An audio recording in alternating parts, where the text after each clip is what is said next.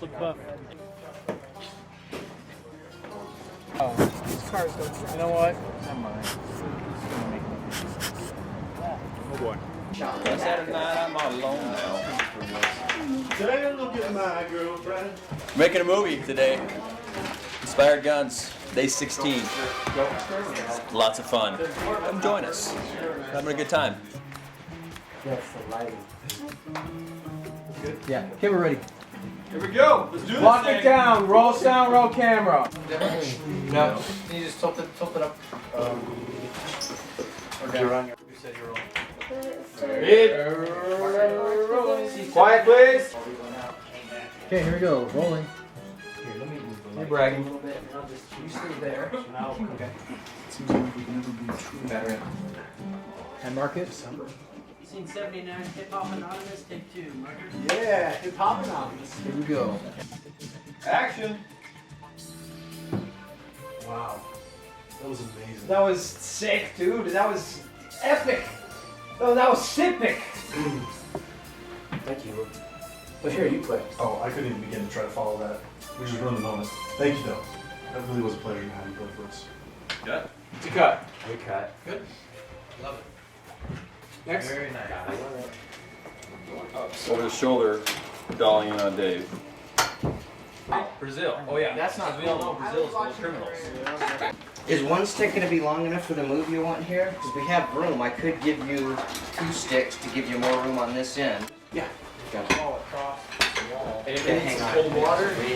Hot points. Hot points coming through. You mean the hours and hours of relighting and all that stuff? Yeah, it's gonna play really nicely. I think it's gonna be worth it.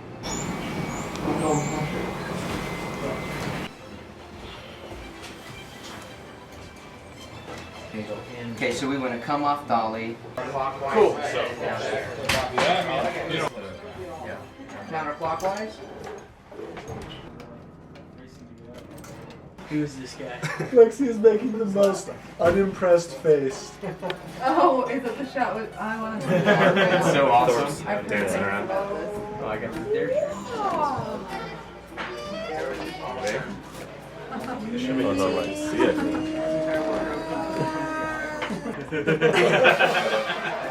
Oh man. It's amazing.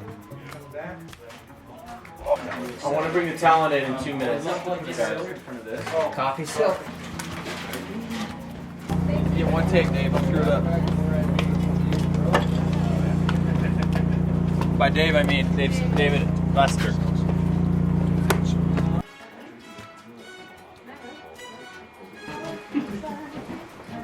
To naturally make people cry, that's how we roll on the set. We make them keep their eyes open. In Shona's case yesterday, we made her sad by making fun of her all the time, and so she Dash, look and up. so we physically torture people see your eyes. into natural reactions. I just want to see how Wait watery until that you was. see the sandwich, because it was a real sandwich. Disgusting. There was there was like physical reaction, puking with the sandwich. That's later on in the show. Just one little drop. So. All right, here we go. Go from sitting and stand up into it with the tear wipe. Let's get that. Action. Hey guys, what's going on here? It's going good. Good. It's not really good. Thank you, Elder Johnson. It's a cut.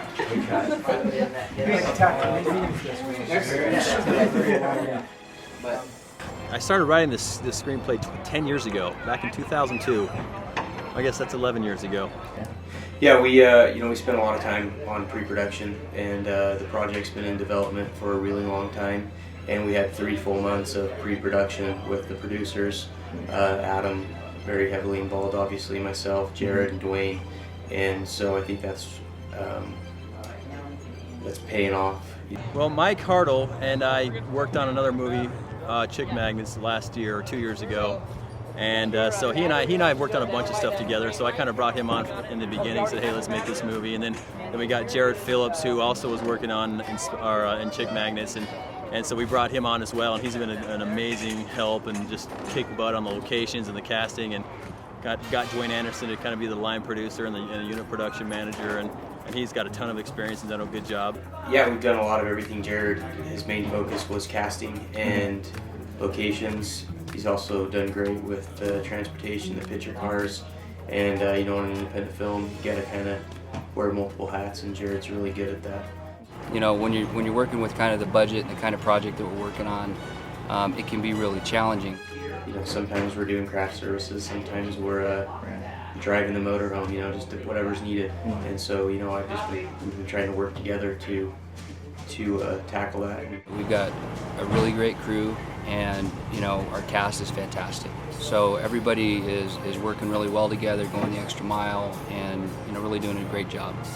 It's really cool. We got a great crew and great locations, and producers just did a really good job on pre-production. So I think it's going to really show in the production itself. You know, we were really lucky. Everybody kind of brought somebody on board, and there again, it goes back to the effort before production in finding the right crew, making sure everybody was a good fit. Dwayne's brought on some great people, Jared and I, and just kind of trying to find people that would work well together. That goes right down to our cast as well, and our casting choices is finding people that we really can bring life to the characters and really add and take, you know, what the script is and really amplify that. So, you know, the message of the movie is going to be really cool. It's going to be something that LDS audiences, I don't think, have really seen before, where it's kind of, you know, a little bit, to me it seems a little bit like Dumb and Dumber mixed with Born Identity, all wrapped up in an LDS, you know, Mormon comedy that really has heart and a good message. So that's how it played out in my mind, where there should be an inspiring message. You know, it's about missionaries, so it makes sense to do that. And then you also have I just love the idea of missionaries getting caught up in this thing with the mafia and the FBI, having no idea what's happening. You know, they're just being completely clueless. I thought that was just a cool concept.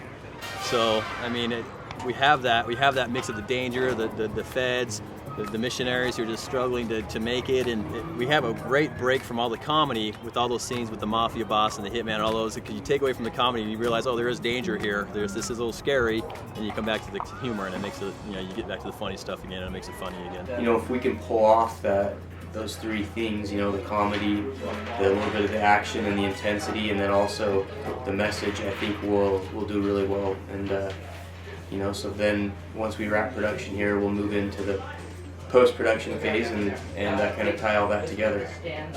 We've got a director that really has a clear vision for what he wants. Adam knows what he's doing. I mean, it's his first it's his first job really, and he knows what's going down. He's good at it. David Lasseter as Elder Fisher, I saw him doing improv at Comedy Sports down in Provo, and I was like, that guy is exuding confidence like I think Elder Fisher should.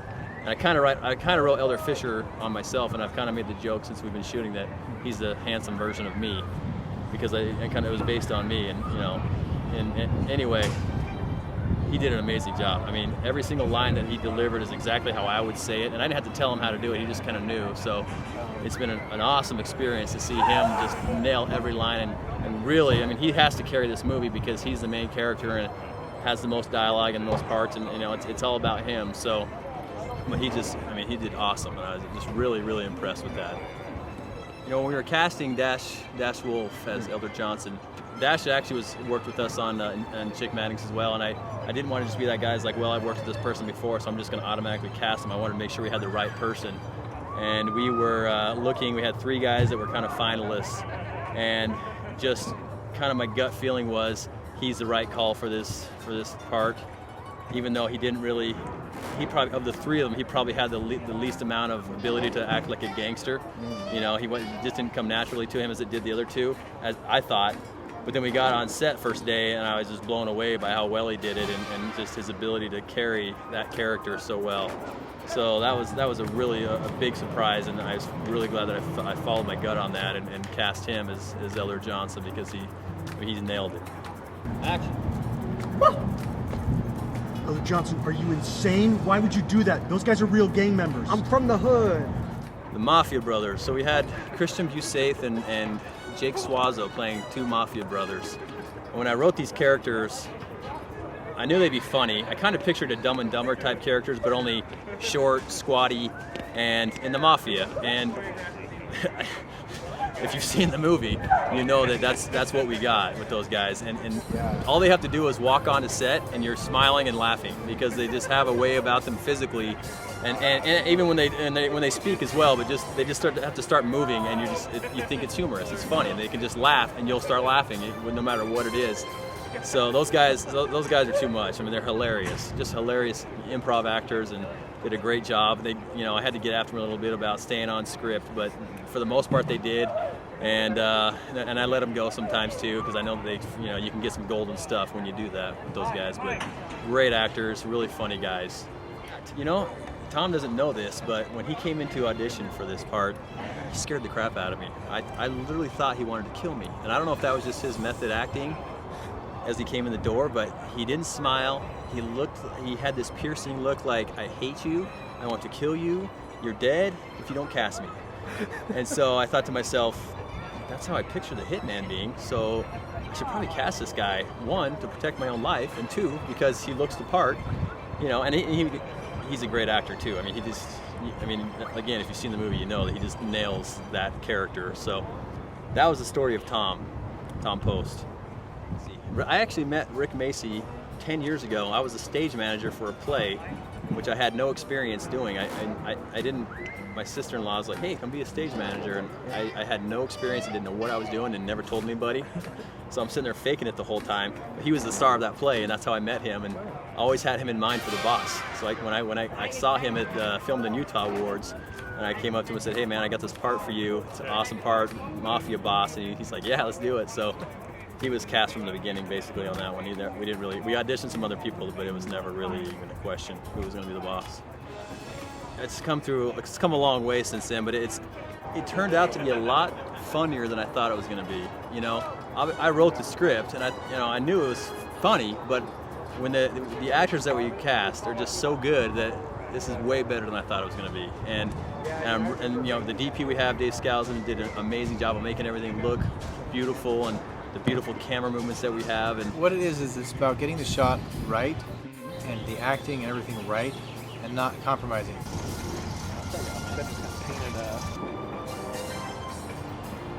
Instead of saying, first of all, it's not a word.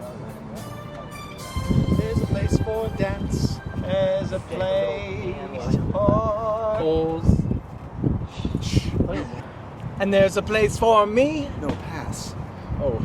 And there's today, Mario doesn't know how to play this game. I don't know. I've been doing it for 20 days and he still doesn't know. I know the other games. You're out of your element, Donnie. You guys are down. You guys are down. You're kind of covering your heads. Wire, and And then after we'll a set couple the high seconds, you're like, definition oh. explosive. Yep. So then when they go Thing's over gonna here, that's when you go get the script. Here we go, one more time. One more time on this. And action.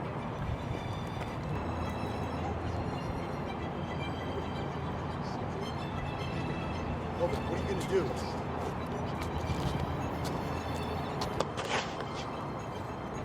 Cut.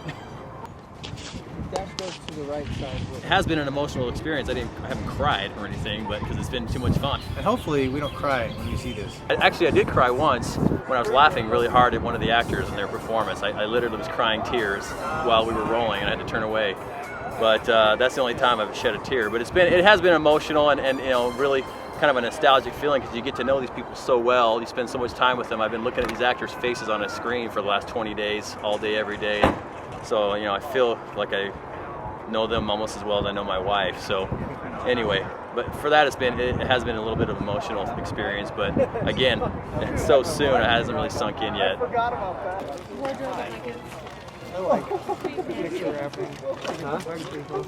No more pictures, please. Good job, guys. And just awesome actors and an awesome crew that just made it great. Just the whole team has really come together to make this happen. Oh, good job, dude. You did an awesome job. Seriously, awesome.